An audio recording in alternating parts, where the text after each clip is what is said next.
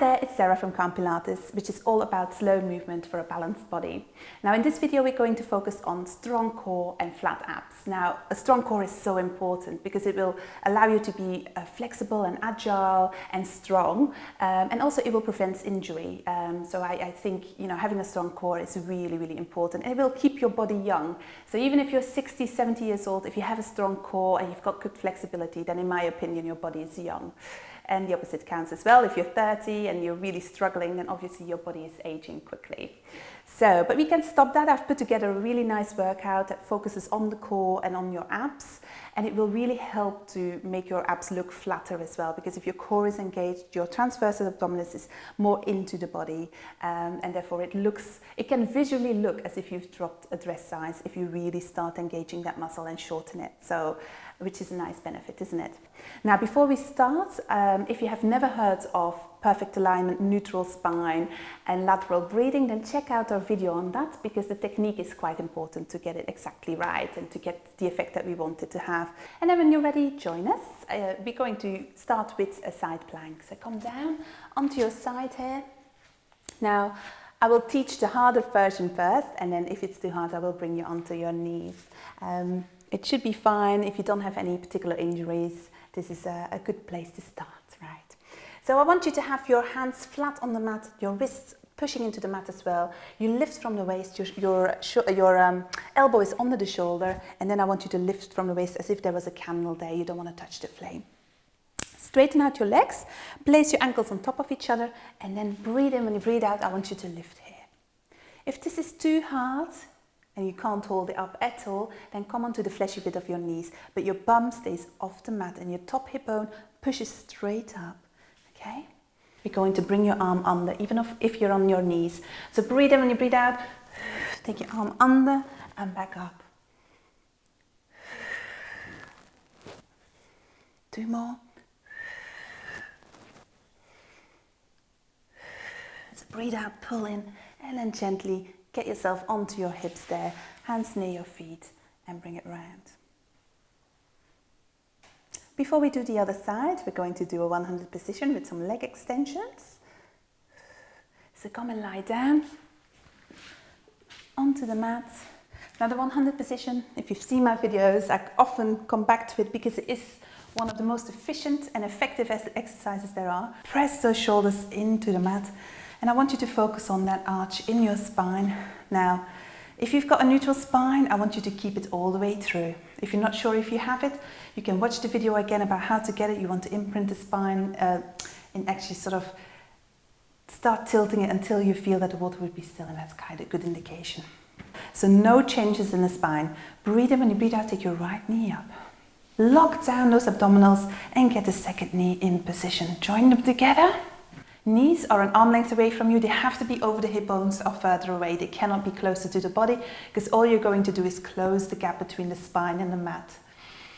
All you have to do here is breathe. It sounds so easy, but it is quite a powerful exercise, as by now you probably have noticed. So you breathe in right into the ribcage. When you breathe out, belly button towards the spine, lift the pelvic floor. Now, if this is too easy for you, you may be progressing, then I want you to take your knees further away, and you could even go for straight. That puts a lot of pressure onto your spine, so make sure that you have the abdominal strength to actually go with that. So you could take it 100 degrees, 110 degrees, straight out, whatever goes for you.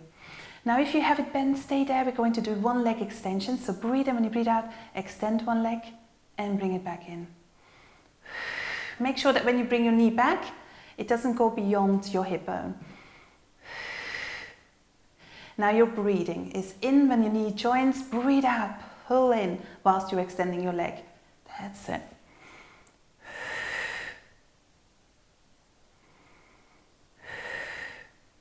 That's it, doing well, 4 more.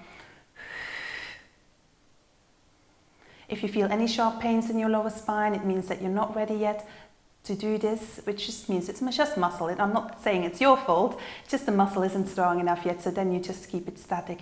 You stay here for another 4 breaths. That's it. Focus on lifting the pelvic floor on the next one. That's it. 2 more, you're almost there. Last one. That's it, touch down one at a time. Then grab your knees, And just again, release your spine. So this is just to give yourself a little breather in between. Right, we have to go into a side plank on the other side. So what you can do is you can use a little bit of momentum to sit yourself up. Elbow under the shoulder, same thing. Straighten out the knees. You can always make it easier if you want to. I always say, for me, exercise is a bit like a playground. So you just play around with it, see what works for you. And then if it's too hard, you drop level. But be body aware. Any sharp pains aren't right. So lift from the waist, breathe in, breathe out. Lift yourself up to the ceiling. If the top shoulder is rounded, open it up. If this is too hard for you, just come onto the knees, but keep the bum lifted away from the mat and push that top hip as high as you can. That's it. Now breathe in. When you breathe out, you pull in your abdominals, you lift your pelvic floor. I always feel like it's like making a fist. That's, I guess, why I do that, because I feel that's what the body is doing. You contract, you let go. You contract, you let go. On the next one, we're going to go under on the out breath. Breathe in, breathe out. 3 more after this. Even when you're on your knees, you can still do the underneath motion. Last one. That's it. And then gently come onto the knees, hands near your feet, bring it round. And stretch out, stretch out. And then bring your legs round so that we can lie down and do some sit-ups. So you've worked a lot of the stomach muscles, but now we're going to focus on your rectus abdominis. Yes, we all have it.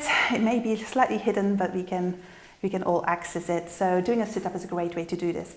Slightly bend your knees, keep your feet hip-width apart. I want you to straighten out your arms, right? Now imagine that you've had a terrible accident, very sad, but you're in a plaster cast all the way around. So you cannot move with your arms first or with your shoulders. Everything is attached, so the only thing you can do is lift from your chest. So breathe in. When you breathe out, I want you to lift off like that. You always breathe out when you come up, and you always pull in at the same time. Which I know a lot of people initially, when they start doing that, they feel it's counterintuitive. So they want to breathe in when they come up. You breathe out, always pull in. So it's a little bit of getting used to. Now, if you strain your neck, if you know that's you, I want you to focus even more on your sternum, on your breastbone. And that's the thing that's going to lead the movement. Also, if you really feel that your neck is starting to ache, you can have your hand here, like that, and have it just there for support. You never lead the move with your hand or your arm. You're just there for support. Also, I know I go quite high, right? Because my muscles are used to doing this. But if you haven't done this for a while, you may end up here. That's absolutely fine. You just go as high as you can, but try and do it with control. Try not to throw yourself upwards, and try and release the shoulders. So even halfway through the workout, I always check with my shoulders and actually put them back, because they will round a little bit forward. Give me 5 more, 5 more. Last 2. Last one. Right, this was round 1. Put yourself down, make yourself nice and tall, just stretch out and bring your awareness to your abdominals, stretch them out, right? Round 2 is harder. If it's too hard, you go back to what you know with your feet on the floor. We're going to take the feet off the floor whilst doing a sit-up.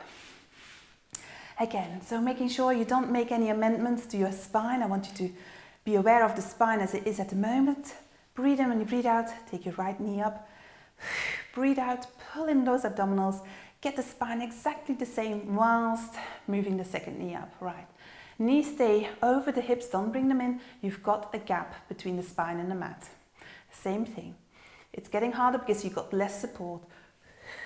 You do a sit-up, breathe in, breathe out. We got 10 to go, 10 to go. A sit-up with the right technique counts. If you throw yourself up, it doesn't count. It does nothing for you. So keep going with your breathing. That's it. I kind of lost count, but let's say 6, 5, 4, 3, 2, last one, That's it, and make yourself nice and tall, slide out. Make yourself taller so that your abdominals get a bit of a stretch that way. Then see if you can peel yourself off the mat. If it doesn't work, don't worry, this is just to get yourself in a seated. If you need to use your hands, you can. Otherwise, peel yourself off. Vertebrae by vertebrae, come up, well done.